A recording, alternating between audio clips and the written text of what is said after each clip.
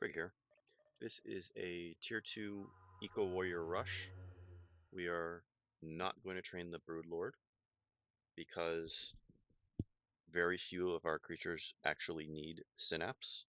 The only creature that we're going to use in this build that could benefit from Synapse is going to be Raveners, and we're only going to trade one of them. Gene Stealers could benefit, but they gain morale when they are in combat as a normal unit would. And so we're just going to try to keep them out of combat. We're going for our relic early. This gene stealer here will capture these 2 points, and this Ravener will capture this point, and then the gene stealers will move on to capture the critical locations. I'm going to then bring him back over here and back here. This gene stealer is going to go to this relic and then capture that critical location. We've got our Ravener going. And it's important to get Spore Chimneys up as quickly as possible because we're trying to rush to Tier 3. And each one of these will give you 9 influence per minute. That is also the reason we are going for the relic early, because getting this up is going to push it just a little bit faster. And I don't want to tie up the Raveners. Like, I could theoretically take this Gene Stealer, capture this, and be slightly faster, but I don't want to tie up the Raveners that long to claim this point, because this is going to be our primary defense until we get to Warriors. Bear in mind that it takes 30 influence to go up to Tier 2, and each Reclamation pool that we want to drop to increase our requisition resource takes 10. So that will delay Tier 2 a little bit, but it will get us extra requisition. Each Spore Chimney that we build will take more requisition to build. The first one costs 50, then 75, 100, 125, and this one should be 150. Oh, I keep pressing. Here we go. 150. And I am going to put down a reclamation pool here. And then as soon as we get 10, we're going to do another one. We are only going to upgrade this one and this one to Tier 2, and potentially this one, because that will slightly increase our requisition, but we're going to be depending upon those to defend our base. Now, notice that I have good. Notice that I have increased this to 8. Why have we done this? We've reinforced this to 8 for 2 reasons. One, we're at 7 brood cap. This is the brood cap that we want, because warriors will take 4, and when we build a second Tyrannicus brood spire, it will increase to 15, which will give us enough space for 2 warrior squads to pop out simultaneously. Whereas if I did 2 Ravener squads, that would give us 10 brood cap, and we'd only have space for 1 warrior squad. That's not what we want. Second reason, Raveners, when they unburrow, deal an AoE damage. They deal it, seems like it's around every single Ravener, a certain amount of AoE damage is done. So if you have 8 Raveners and you have a unit in the middle of all 8 Raveners, it will deal 8 times the amount of damage to that single unit. This is really great for killing entire squads very quickly. What you need to do to set it up properly to make sure they get to the right area is to put them in ceasefire stance. Because if they're not in ceasefire, as soon as the enemy is within range of this AoE, it will unburrow, and probably about half of the Raveners will miss when it won't be within their range when they unburrow. So by waiting until the enemy is about at the center of your Raveners is when is the best time to unburrow and get those squad wipes. Now, let's unpause. Oh, look, very good timing. So to unburrow, we are going to wait and do it all at once. And yeah, that was it. Notice when I unburrowed, I switched them to an attack stance. I switched them to hold ground. The reason, if you just hit unburrow, when they unburrow, they'll just stand there and ceasefire, and they won't actually do any damage, so we don't want that. Oh, we need to tear up. We were slightly late there. That's okay. We're going to put another reclamation pool down. When this is about 2/3 complete, 60 to 66%, is the optimal time to drop another Tyrannicus. But we're going to do it a little bit sooner. Oop, you are going to stop doing that. You're going to come this way and then drag them this way.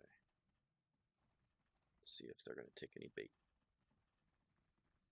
Okay, they stopped following them. Let's watch here. Oops, see, I had them in the wrong stance, and so they unburrowed. Let's turn this on. And then we want a Tyrannicus Broodspire here.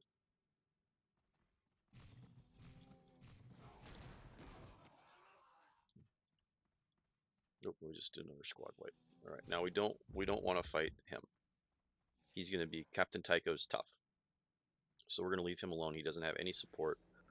So conceivably, we could take him out. But if he's going to run away and let us go back to what we're trying to do, we're going to let that happen. Now, we're going to be able to train 2 warriors at once. However, we won't have enough brood cap for the 3rd one, so at some point you're going to want to drop another Gauntii brood hive before it is needed. And we can always use more requisition. Now, we have a lot of requisition.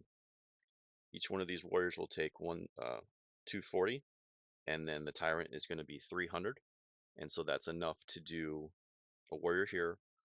Right click your warriors here and the tyrant here, and what we're going to do, see, this is almost done. We want just 1 warrior here, and then we want right click our warriors here. We're going to overwatch our warriors here, as well as the Hive Tyrant. And then when this is completed, we're going to queue up, actually, I think we can queue it up as soon as we get to 40 requisition, which will be fine.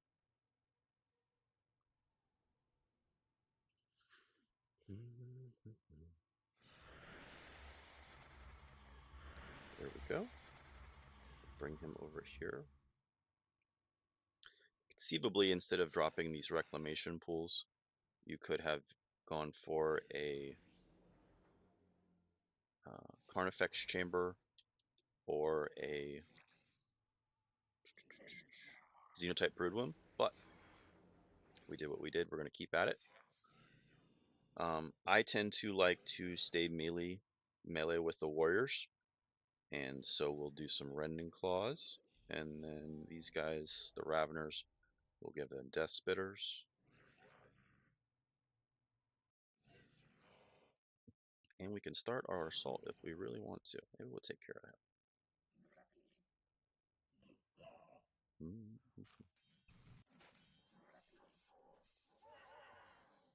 Now we have more than enough requisition and influence. We're going to drop a Xenotype Broodwomb. Our Hive Tyrant is almost done. We're not going to let them kite us. Instead, we're going to come over here and start attacking the enemy. Now with warriors, Bioplasma. Bioplasma hits twice. It's probably a bug, but we're going to take advantage of it while we can. So there's one. See, he fell. They still haven't moved. There's a second hit. We've done pretty darn good disruption. And then we'll just leave them alone. Alright. We're going to bring our Hive Tyrant over. How did you get Death Spitters? I don't know. Let's bring him in.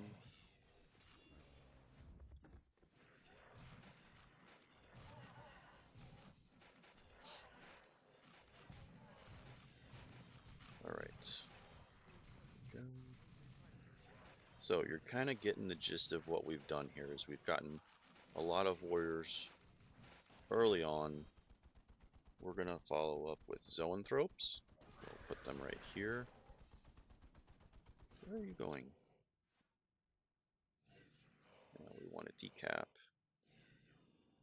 And do that, and then we're going to move over. So, we've got this. We've got more than enough influence. We're going to tier up. Why are we tiering up? We want to get to extended carapace and then start improving the Broodlord. I mean the Hive Tyrant. We're going to get some Lictors and give them some upgrades too, just because they will help increase our support cap.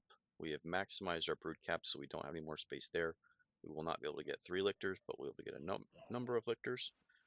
We will follow up with more Gene Stealers and Gene Stealer upgrades. And just continue pressing. We're, you know, this is against AI, so we have absolutely already destroyed the AI. Let's see, we don't have quite enough. Another thing that I like to do, I didn't have time. Another thing I like to do if I'm fighting a turret here is to drop a building right here in front of the turret. The turret will then start to shoot the building, and then you can move your units in. The building, because it builds itself and has pretty decent armor, will be a lot tankier than most of our units. So that is a little trick that you can do to help take care of turrets, is have them aggro on a Reclamation pool or a Hive or a Carnifex chamber or whatever you like, and then move in your units, and the enemy will have to micro away from the building into your units. And by then, with something like this, you will have more than destroyed the turret and captured the strategic point. So I hope this is useful for you Tyranid players out there. Give it a shot. Let me know how it goes. And enjoy.